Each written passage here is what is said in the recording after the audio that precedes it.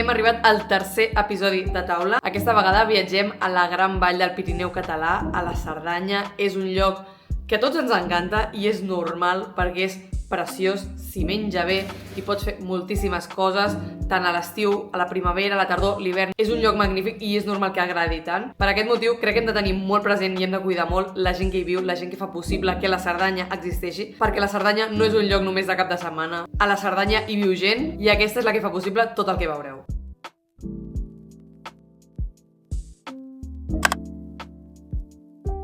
Amics, tinc amb mi la Sacallona, perquè estic segura que és la millor Sacallona de Catalunya. De fet, m'encantaria organitzar algun dia un concurs de la millor Sacallona de Catalunya i estic segura que guanyaria aquesta, perquè és que està tan bona. Em sap greu que se m'ha assecat massa. A mi m'agrada que la Sacallona estigui un punt crua, bastant tendra.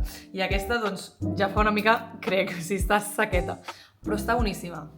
Us estareu preguntant, d'on és aquesta Sacallona de la qual fas tanta publicitat? És de Cal Bialó, és una carnisseria que hi ha a la plaça principal on es compra allà a Bellver de la Cerdanya. Fa molts anys que comprem aquesta Sacallona, us dic que sóc experta en Sacallones, perquè a totes les fires medievals, fires on hi ha Sacallona, jo sempre en compro i aquesta està extremadament bona. És que és la millor que he provat mai. A vegades fins i tot comprem salsitxes en el mateix establiment, a la mateixa carnisseria, i les posem a assecar aquí a casa per tenir Sacallona. Perquè, no sé si ho sabíeu, però la Sacallona o la llonganissa és una botifarra o una salsitxa assecada. També ens hem baixat una bona llonganissa d'allà de la mateixa carnisseria, de Cal Bialó. Però bé, al final la llonganissa de la Sacallona, el fuet, és típic de tot Catalunya, però on hi ha bona carn i on saben cuinar la carn, perquè realment la llonganissa i la Sacallona és de porc, i els porcs no són un animal típic de la Cerdanya, allà més aviat trobem vaques, però en saben molt de fer embotit, així que no podia faltar una llonganissa. El que sí que em fa molta il·lusió ensenyar-vos, que és molt típic de la Cerdanya, és el pa de fetge, és l'embotit per excel·lència a la Cerdanya. Normalment el venen envasat al buit, així, amb petites boletes. Aquesta és la petita, de fet a la carnisseria on ho vam comprar, que és Cal Bialó també, en tenien una que era com el doble de gran. I és un embotit que es fa amb fetge bullit, on se li barreja carn picada i altres carns magres. Aquí, per exemple, posa que porta papada també, retall de panxeta, caretes, també altres afegits per poder fer la forma de bola, com all, ou, llet. No sé si el coneixíeu, però està boníssim. Té bastant sentit també que sigui típic de la Cerdanya per la influència francesa. Allà és molt típic el paté de campanya, no sé si el coneixeu, doncs això jo crec que és una versió més rústica d'un paté de campanya. Estan tan a la vora que al final la influència és directa. Anem a veure com és per dins. Oh, quina olor. És que a mi m'agrada molt el pa de fetge. Sembla una mica com una pilota del que poses a l'escudella. També és veritat que aquest pa de fetge em sembla molt bo. N'hi ha altres que són un punt més rústics. Aquest és un punt refinat, o almenys a mi m'ho sembla. Està boníssim. A part, el fetge diuen que és molt saludable, així que és un bon embotit, diguem. Mira que jo no soc molt d'aquestes parts com el fetge, els budells, el cervell, totes aquestes coses no m'apassionen. Però el pa de fetge em sembla una delícia. Una de les coses que més m'agrada de la Cerdanya és que aquí és superfàcil trobar llet fresca, formatges bons, perquè està ple de lleteries, ple de formatgeries. Aquí la tradició de producció làctica ve de fa molts anys. No només de producció làctica, aquí la ramaderia és fonamental, és eix vertebrador de l'economia, està ple de prats de vaques lleteres, vaques de carn, de cavalls i també de cabres. Per saber més sobre aquest món, he vingut a veure a la Clàudia, de Cal Jeroni. Ah, vale, tu també et poses? Sí, em poso aquest Ens sentem aquí les dues. Tu pregunta. Primer de tot, com nassos, vau acabar aquí, com acabem muntant una granja. Aquí, no estan en lloc superaccessible, no, estan una mica perduts enmig de la muntanya, davant d'aquí el camí, magnífic, unes vistes precioses.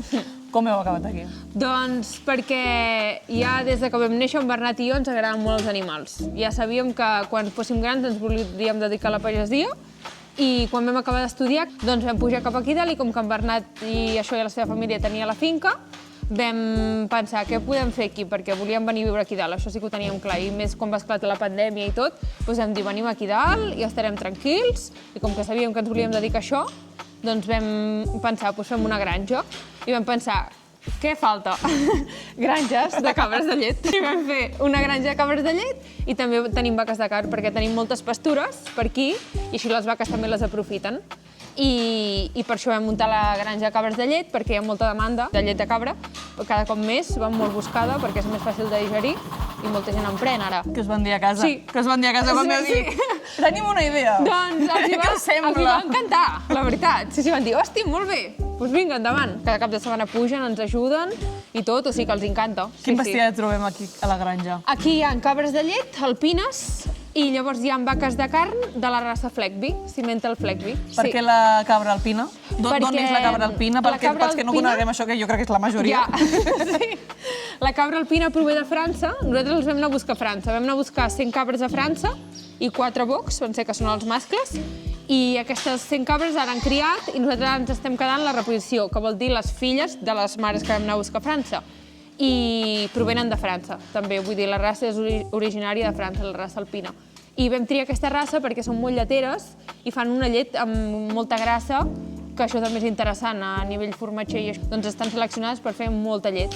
I les vaques les vam triar perquè ens agradaven, aquesta raça, bàsicament. Són de Suïssa, són originàries de Suïssa, i les vam triar per això, perquè ens agradaven molt i també hi havia poques, n'hi havia poca gent que en tenia. Com és el procés per això de triar una varietat de vaca? Perquè no crec que vagis com a un congrés de varietats de vaca, a veure quina m'agrada més. Com es tria una vaca? Però com que en Bernat i jo sempre ens ha agradat tant aquest món... Ja les coneixíeu? Exacte, les coneixíem, havíem vist altra gent que en tenia, o per l'Instagram també seguíem gent que en té d'aquí i això, doncs ens agradaven i vam dir, mira, doncs fiquem Fleckby. I a sobre una raça que té un caràcter molt dòcil, són molt tranquil·les i ens agrada molt.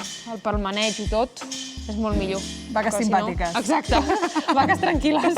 He llegit a una entrevista que vosaltres heu creat un sistema de lots reproductius que permet escalonar el maneig i respectar el cicle natural dels animals. Exacte. Què vol dir això, pels que no sabem? Això vol dir que nosaltres tenim diferents lots repartits durant tot l'any perquè així tenim llet tot l'any.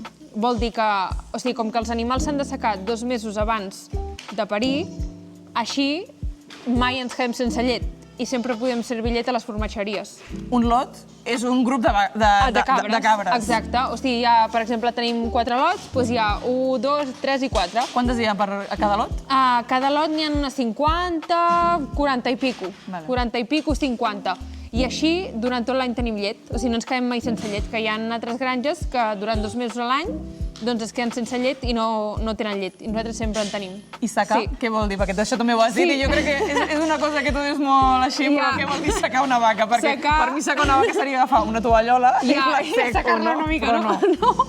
Secar vol dir que 2 mesos abans de parir les asseques, que vol dir que les deixes de munyir, perquè així descansen. Clar, vosaltres en la vostra casa heu triat la Cerdanya perquè la família tenia aquí la terra, la finca. Exacte, sí, perquè si no ara costaria molt trobar una terra ara, és impossible. Però més enllà d'això, de la casualitat que ha sigut que la finca estava aquí, per què creieu que la Cerdanya és un bon lloc per crear cabres? O sigui, hi ha alguna cosa que faci especial a Cerdanya a la cria de cabres i de vaques respecte a altres zones?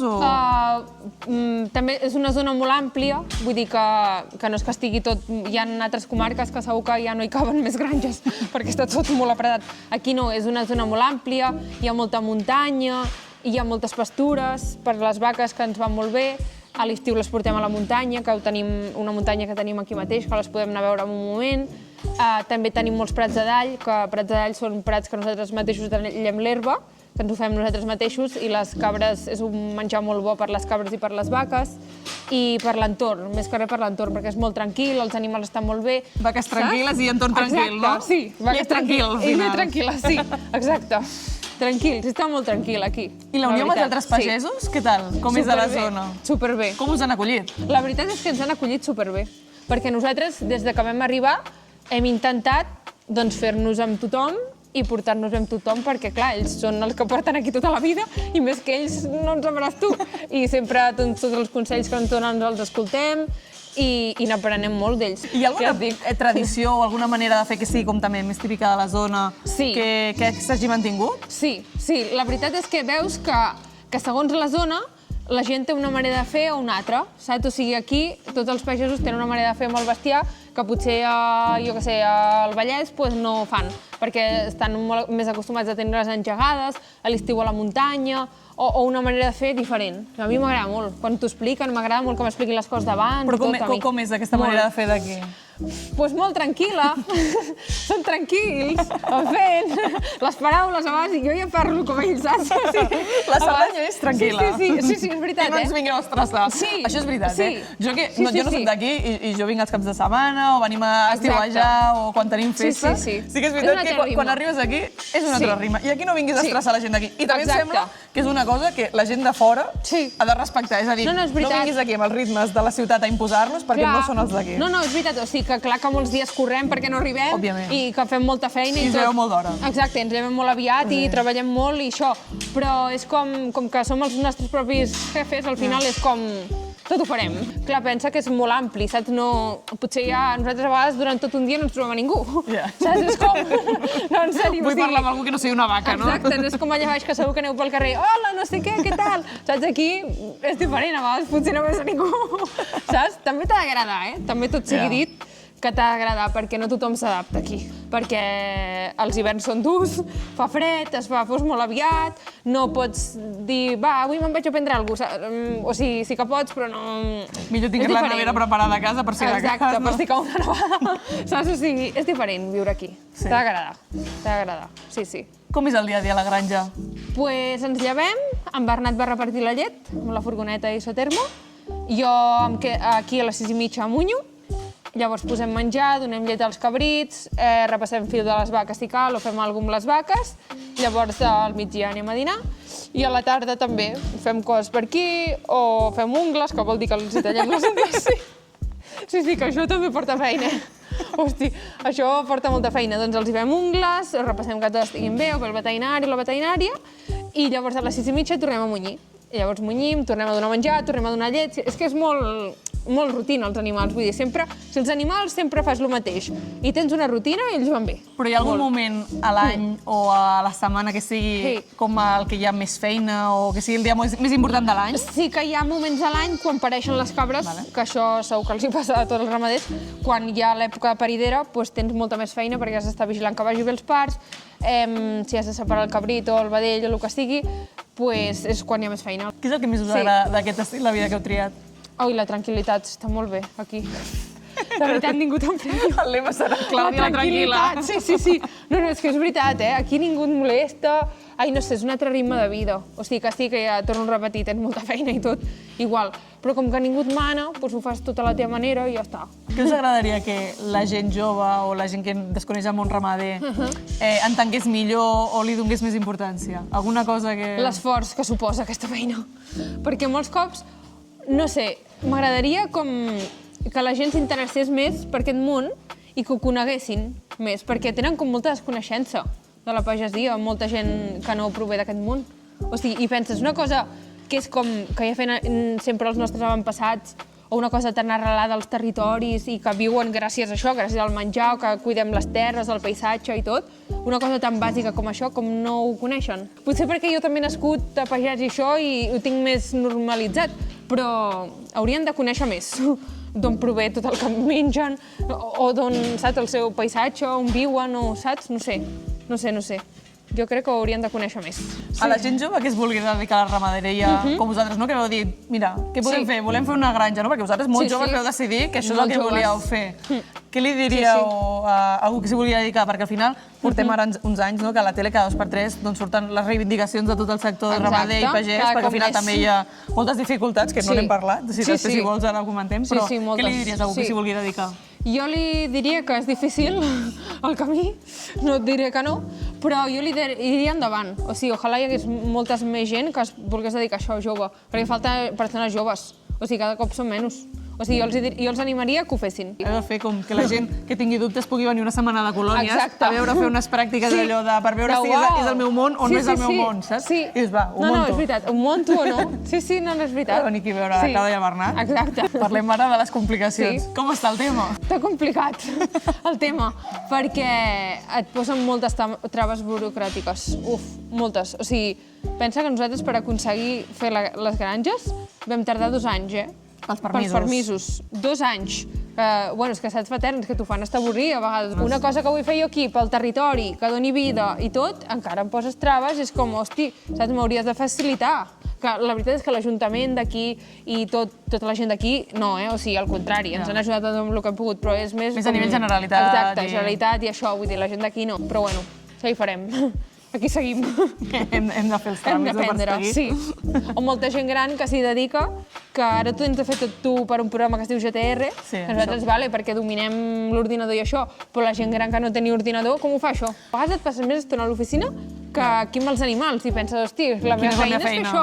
No, però és més difícil. Sisplau, gent de la Generalitat, si algú està veient això, de fet, està patrocinant, o sigui, està patrocinant, no, això és una beca de la Generalitat, però del Departament de Política Lingüística. Hosti, vale.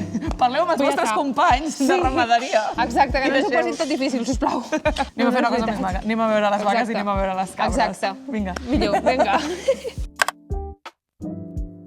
Avui passejant per Puigcerdà hem trobat aquesta caixeta de sardans. Com a moltes zones hi ha un dolç típic d'aquests que són tipus carquinyoli i quan els he vist he preguntat a la botiga si són típics d'aquí i em diuen sí, són típics de la Cerdanya. Així que els he comprat i anem a provar-los a veure què tal. Haig de dir que el packaging, almenys en aquesta pastisseria, em sembla que és boníssim. Així que, unboxing dels sardans. M'han dit que el que és característic és que porten anís en aquest cas.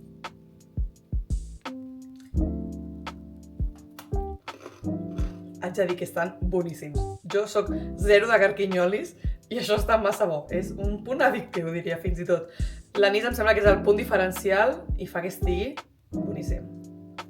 Realment és molt més fi que el carquinyoli, és una versió millorada. Jo els he comprat a una pastisseria que es diu Pastisseria Cerdanya, que està en un dels dos carrers principals comercials d'allà de Puigcerdà.